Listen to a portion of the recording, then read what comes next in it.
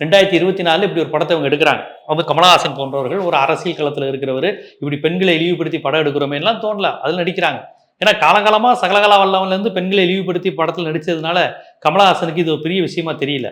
அவர் எப்பவுமே பெண்களை வந்து ஒருபடி கீழே பார்க்கக்கூடிய ஒரு மைண்ட் செட் வந்து கமலஹாசனுக்கு எப்பவுமே இருக்கும்.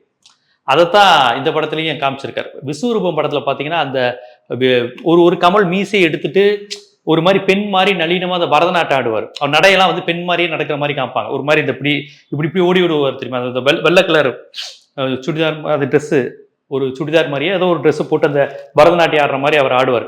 அப்ப இவர் வந்து சாதாரண ஆள் கிடையாது, மிகப்பெரிய வீரன், ஒரு ஆம்பளைன்னு காமிச்ச உடனே அந்த நளினத்தன்மையிலிருந்து வெளிப்பட்டு அப்படி ஒரு ஆம்பளை மாதிரி நடப்பாரு கமல். அதாவது பொம்பளை மாதிரி இருக்கிறது கமல் வந்து கோலையா, ஆம்பளையா மாறினோட வீரமா. ஏன்னா பெண்ணுக்கு வீரம் தொடர்பில்லை, ஆணு கோழைத்தனமா இருக்க மாட்டான். நளினம் என்பது பெண்ணுக்கானது, பயம் அச்சம் மடம் என்பது பெண்ணுக்கானது.